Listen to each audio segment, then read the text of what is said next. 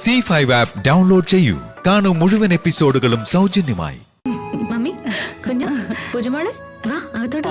അപ്പോഴും നമ്മളെ തഴഞ്ഞല്ലേ? ഓ, സിദ്ധുമോ വിരുന്നുകാരനല്ലോ, വീട്ടുകാരനല്ലേ, അതുകൊണ്ടാ പ്രത്യേകം ക്ഷണിക്കാത്തല്ലേ മോളെ. വാ അകത്തോട്ട് പോ, വാ. കൊള്ളാലോ. പൂക്കളം നമ്മുടെ സൃഷ്ടിയായിരിക്കും. അല്ല, ഞങ്ങളുടെ രണ്ടുപേരുടെയും കൂടി. നന്നായിട്ടുണ്ട്. Thank you. എത്തിയോ? പപ്പ വന്നില്ലേ? ആ അതെ, പപ്പ എവിടെ പോയി? വരും മോളെ. പിന്നെന്താ ഒരുമിച്ച് വരാതിരുന്നേ? ഇനി എന്തെങ്കിലും പിണക്കോ പരിഭവോ എന്തെങ്കിലും ഉണ്ടായിട്ടാണോ? ഏയ്, അങ്ങനൊന്നുമില്ല. വരാന്ന് പറഞ്ഞിട്ടുണ്ട്. സുന്ദരേട്ടനുണ്ട്, അവര് രണ്ടുപേരും കൂടി ഇങ്ങ് വരും. മോൾ ഒന്നുകൂടെ വിളിച്ചു നോക്കിയേ. വേണ്ട മോളെ. ഊണിനല്ലേ ഇടുമ്പോഴത്തേക്കും പപ്പ ഇങ്ങെത്തും.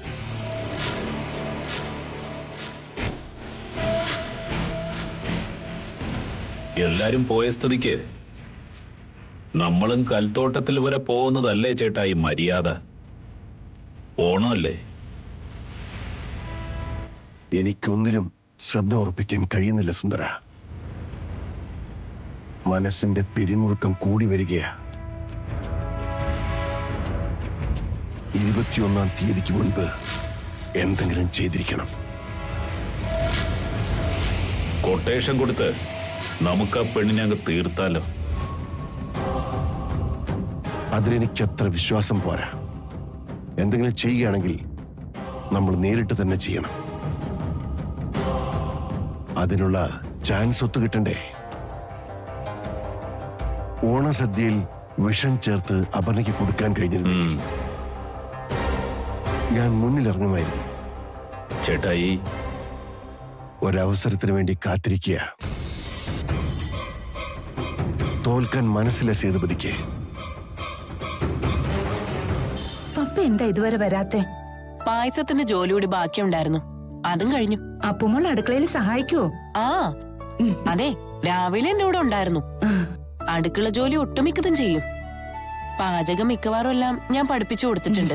ഞങ്ങൾ കൊണ്ടുപോയി അടുക്കളയിലെ പണി എടുപ്പിക്കാൻ പറ്റൂല്ല കേട്ടോ, അതോർത്ത് ആമി പേടിക്കണ്ട. ആ പേടി എനിക്കില്ല കുഞ്ഞ. എന്നേക്കാൾ ഒരു പടി മുന്നിൽ നിന്ന് മമ്മി അവളെ സ്നേഹിക്കുന്ന എനിക്ക് ഉറപ്പാ. ആ വിശ്വാസത്തിന് കോട്ടം വരില്ലെന്ന് ഞാൻ ഉറപ്പു തരാം.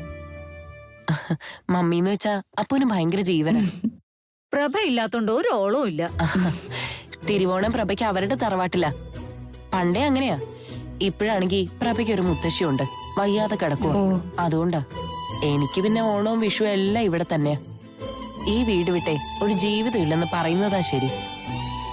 ബാലുവിന്റെ അച്ഛൻ മരിച്ച ശേഷം വർഷങ്ങളോളം ഞാൻ ഈ ഗേറ്റ് വിട്ട് പുറത്തു പോയിട്ടില്ല. അന്ന് ആകെയുള്ള ആശ്വാസം ബാലുവായിരുന്നു. അവൻ ചെറിയ കുട്ടിയല്ലേ. ബാലുവിന്റെ കാര്യം പറഞ്ഞതുകൊണ്ട് ചോദിക്കുക, എന്താ ഇപ്പോഴത്തെ അവസ്ഥ?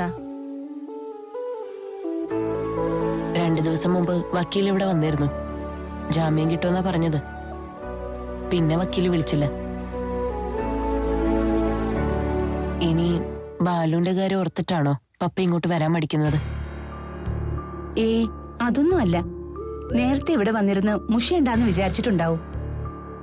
കല്യാണത്തിന്റെ കാര്യത്തെ പപ്പ എതിർത്ത് നിന്നപ്പോ ഞാനും വല്ലാതെ വിഷമിച്ചു പോയി.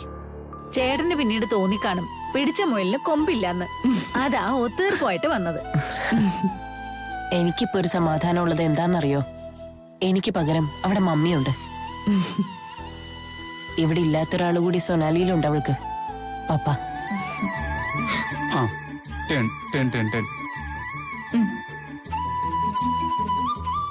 സ്മൈൽ.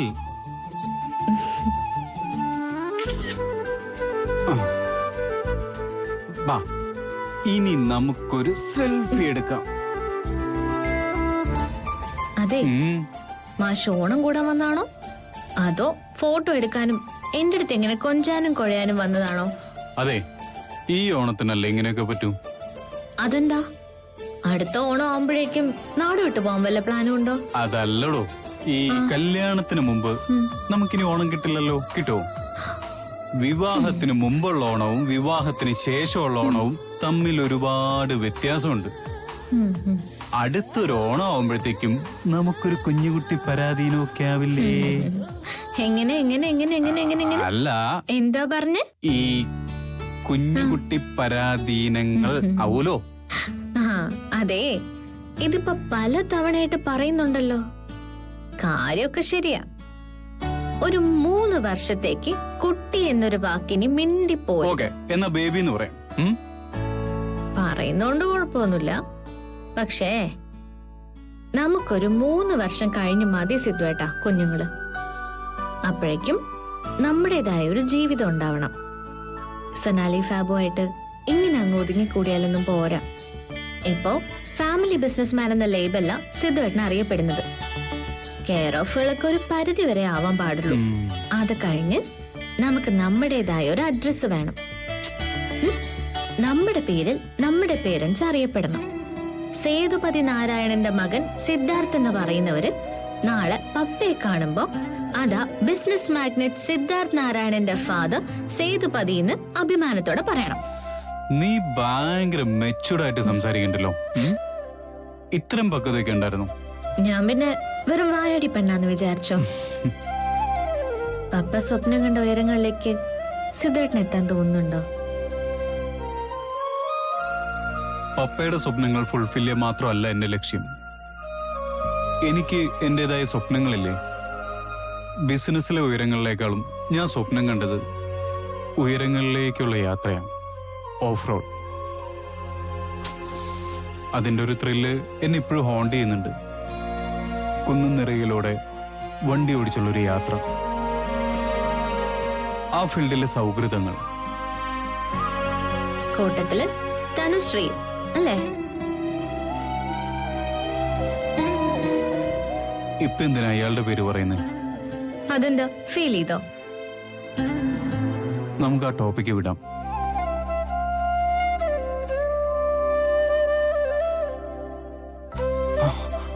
അതെ, അപ്പൊ നമ്മൾ പറഞ്ഞു വന്നത് എന്താന്ന് വെച്ച് കഴിഞ്ഞാല് നെക്സ്റ്റ് ഓണം ആഘോഷിക്കുന്നത് നമ്മൾ രണ്ടുപേരും മാത്രമായിരിക്കില്ലാന്ന്. അതങ്ങേ മനസ്സിൽ വെച്ചാ മതി. only after 3 years. അത് കഴിഞ്ഞ് മാത്രമേ ആ മോഹം പൂവണിയുള്ളൂ മോനെ. അതെ, ചുമ്മാ അങ്ങ് വാശി പിടിപ്പിക്കല്ലേ. കെട്ട് കഴിഞ്ഞ് 10 മാസം കഴിയുമ്പോ പൂവണിയുന്ന കാണണം. കാണണം. കാണാം. അതല്ല, ഇവിടെ ചെറിയൊരു തർക്കം. നിങ്ങൾ പ്രായപൂർത്തിയായവരായതുകൊണ്ട് ഇതിനൊരു തീർപ്പുണ്ടാക്കി തരണം. ഇവരും കൂടെ അറിയട്ടെ. അതെ, ഈ കണ്ണ് തെറ്റിയപ്പോഴേക്കും രണ്ടും കൂടി ഇതിന്റെ അകത്തേക്ക് അങ്ങ് കേറിയല്ലേ? 21-ാം തീയതി വരെ ഒന്ന് സഹിച്ചൂടെ സാറേ? അതെ, ഈ 21-ാം തീയതി വരെ ഞാൻ സഹിക്കുള്ളെന്നാണ് പറഞ്ഞത്. അടുത്ത വർഷം ഓണത്തിന് എന്തോ ഉണ്ടല്ലോ അടുത്ത വർഷം ഓണത്തിന് ഒരു കുഞ്ഞു കാര്യം. അപ്പോഴപ്പോഴേ റൊമാൻസ് ഒക്കെ ഇങ്ങോട്ട് വന്നേ. ഇനി പൊതുവായൊരു മീറ്റിംഗാ, അപ്പുറത്തേക്ക് വിളിക്കുന്നുണ്ട്. നിങ്ങൾ ഡൗൺലോഡ് ചെയ്യൂ C5 ആപ്പ്. കാണൂ എല്ലാ എപ്പിസോഡുകളും സൗജന്യമായി.